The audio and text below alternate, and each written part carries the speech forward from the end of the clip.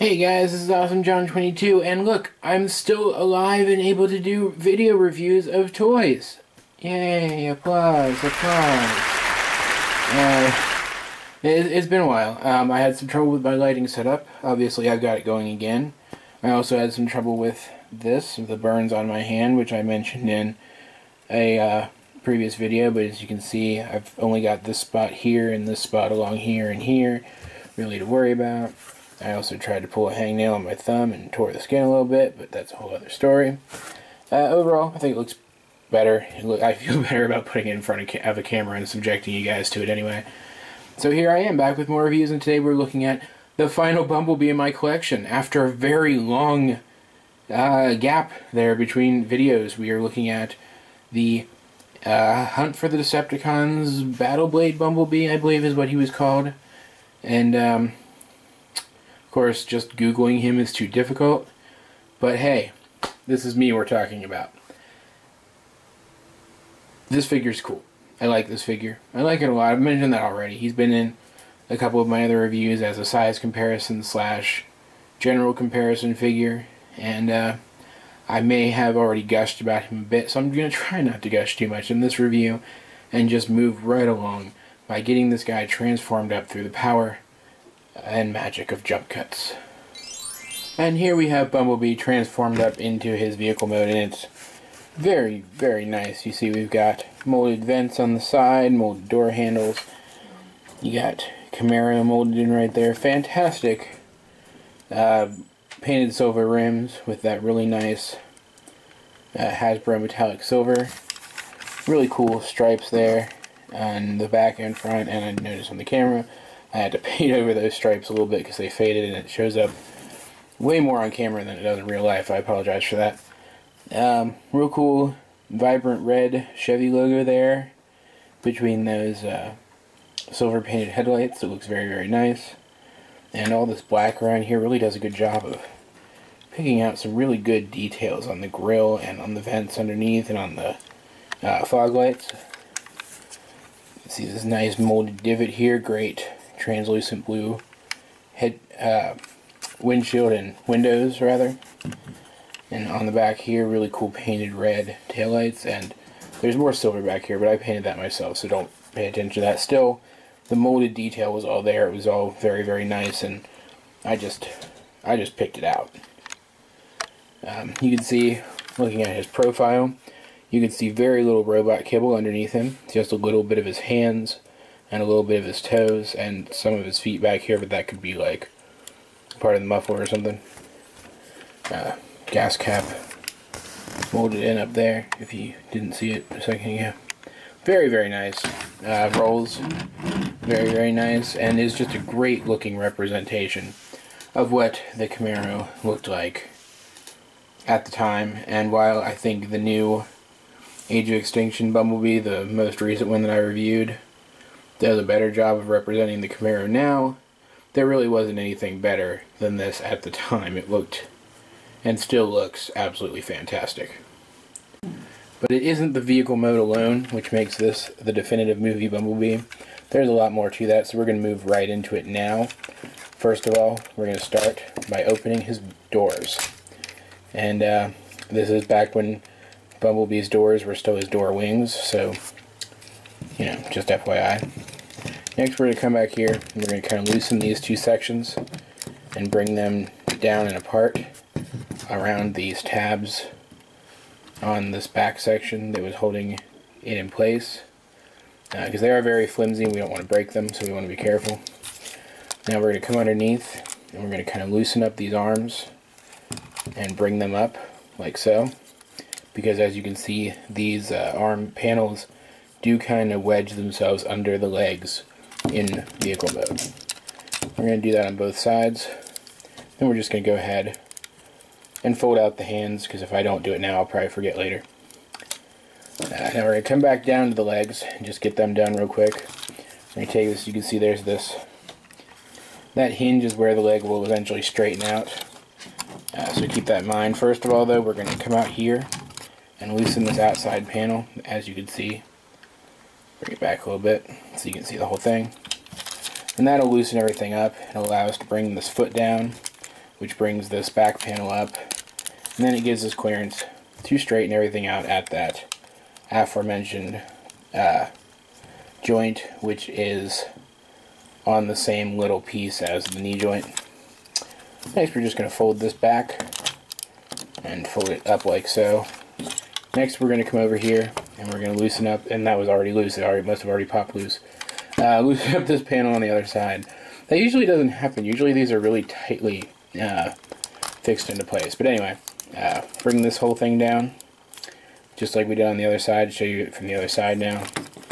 And then straighten out his leg like so.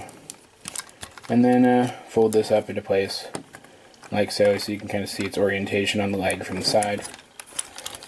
And his feet are at this point pretty much done. All we have left to do is come down here and fold out his toes. And what I like to do at this point is come here onto the back and pop this whole section up and just fold it up like so, because that's where it's going to end up in robot mode anyway. Next, we're going to come here and move up so you can actually see that. Take his wheels and fold them out like so. And fold them so they're flush with the doors. Next, we're going to take his arms, and we're going to see there's these hinges here. We're going to fold his arms out on those hinges and then use the ball joint to angle them down into place. Show that again. Fold it out. Use the ball joint to angle them into place. Next, we're going to rotate his arms around like so. Then we're going to take each of these arm panels and figure out which way they rotate, because they do only rotate one way. And then we're going to rotate them into position. And zooming back a little bit more, you can see Bumblebee kind of coming together at this point. Next up, we're going to take this panel here, fold it out, and we're just going to kind of fold this down. And if I've done everything right, and I probably haven't. Oh no, I have. This will fold down and it'll bring this little panel with the Autobot symbol out. Just moving everything around will do that. And then you can kind of slide these panels on his chest forward enough to fold them up, because they are on these little accordion hinges, which is very, very cool, by the way. And then bring these vent pieces up into a V shape. They were like that, now they're like that. And you'll see now his back is all correctly in place, and his chest is in place for the most part. The last thing we have to do, you'll see two little peg holes on the back of this abdominal panel and two little tabs there. Just peg that in to hold everything in place. Angle the chest pieces how you like them, and get everything situated. And now you have Bumblebee in his robot mode, and I'm still fiddling with him. Bumblebee in his robot mode, and he looks fantastic. Between having a great screen accurate vehicle mode and a great transformation and a great screen accurate, for the most part, robot mode, this Bumblebee is the definitive Bumblebee for me, in the same way that Revenge of the Fallen Leader Optimus Prime is the definitive Optimus Prime for me from the movieverse. Even though both of those characters have had their looks completely revitalized in the new movie, I still think that this is a better figure than any of the new Bumblebee figures. Just like I still think that Leader Class Optimus Prime from Revenge of the Fallen is still the best Optimus Prime Leader Class figure we've gotten from the movies. And quite frankly, I don't see anything changing that, at least not for a while. The trend with the movies, if the pattern holds from the previous trilogy, is that we will not start to get really good, really accurate representations of more complicated Transformers until the second movie's already out.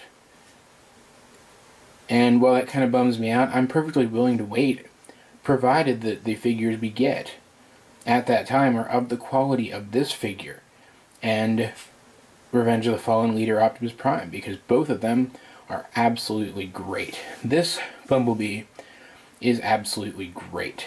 Once again, we had some instances where I painted some stuff myself on this guy. His toes were not metallic before I painted them, and neither was anything on this arm piece. All of that was painted by me. To show you what the arm piece does, if you come here and split this along this seam, you can then fold this around, fold his hand in, and now he has his little Bumblebee blaster. And you can fold these back up now. I prefer not to, because I prefer to hide the hand, make it look like the whole thing folded out from the hand. And it looks very, very cool. There's some fantastic detailing inside the blaster, as you can see. And he can wield it very well, and he looks good doing it. Just absolutely very cool. But he is called Battle Blades Bumblebee, so he has his battle blade as well, and it folds out like so, and then extends on this hinge, and now he has this little axe-like thing that I really, really like. Great blue translucent plastic, the same color as his windows. The only issue I have with it is, well, aside from the fact that the axe seems like it should be facing the other direction, is that he has these elbow crunches rather than regular elbows. And we've seen this on a lot of figures before, and this is literally, well, I move his chest plates out of the way and I have to fix them. This is the only complaint I have about this figure. Literally the only one, like legitimately. I'm sure I could find other ones if I tried. Is that he doesn't have proper elbows, so he can't swing his weapon up and down unless he does it at the shoulder. And that really annoys me. But he does have even more features than this, if you can believe it. First of all, we're going to take a look at his light piping in my new lighting setup. You can see shines very, very well, very bright blue optics. Keeping it on the head, but moving it back a bit. We're going to come here, and if I can show this off without getting in the way of myself, take this panel here along the top and just kind of slide it forward, and it gets a little stuck. You can see it coming forward like that, as far as it'll go, like so, and then bring it down. And now Bumblebee has his battle mask, and it's not quite screen accurate. It's basically just a yellow panel with stripes on it that covers his eyes, but it gives him this look. It gives him this decked out, battle ready, I'm coming in weapons blazing, ready for anything kind of look. And it's not only is it a nice touch that didn't have to be there, but it looks very, very good all together with everything else that this figure already can do. And I need to stop feeling that now. Absolutely fantastic. In terms of articulation, we already saw the dreaded arm crunches. He also has ball joints at the shoulders, which offer a huge range of movement. Go ahead and bring the mask back up because it's going to get in the way. Ball jointed head with fantastic movement. Due to the nature of the transformation, though, he has nothing in the waist, but he does have ball jointed hips, rotation 360 at the thigh, about 80-85 degree knee bend, and then some limited movement in his footsies. About standard for Bumblebee, but certainly not bad by any stretch of the imagination, except in the arms, as I've already said. All in all, I don't really have a preference one way or another as to which movie Bumblebee design I like more, but I certainly have a preference as to which movie Bumblebee toy I like more, and the answer is this one.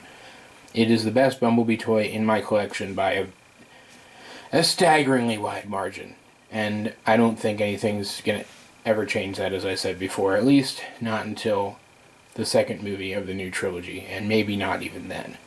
This is Bumblebee figure that I absolutely recommend you find and purchase if you do not already own it and you have any like for Bumblebee at all. It is just that good. This is Hunt for the Decepticons Battle Blade Bumblebee, if I'm not mistaken. And, you know, I can't just Google it, obviously. No, Battle Blade Bumblebee, in my opinion, based on what I've seen of it, better than Human Alliance Bumblebee, simply because I think it fits better in scale with Leader Optimus Prime from Revenge of the Fallen, which I've already said is the best Optimus Prime. And also because I don't particularly like the Voyager-sized Human Alliance figures anyway, but that's a whole other story. Definitely better than any of the other Bumblebees we got from the first 3 movies. And while I do like the newest version of Bumblebee from Age of Extinction, the modern day Camaro version, it doesn't live up to this. It doesn't capture Bumblebee as a Transformer from the movieverse as well as this one does. And I think that's what really, in the end, makes all the difference. So just as I would recommend Revenge of the Fallen Leader Class Optimus Prime over the new Leader Class Optimus Prime, I recommend this Bumblebee over all Bumblebees, and that's why I waited until the end of my unofficial Bumblebee series to talk about him, because the best should be saved for last. So go out, no hesitation, pick it up as soon as it's within your ability to do so. Unless you just hate Bumblebee, which, you know, part of me can understand that. Now, finally, before I say goodbye to you guys today, I do want to take a look at this guy next to a couple of other Bumblebees from my collection. Just kind of get a size comparison going. Let me grab them off the other shelf over here. Alright, here we go.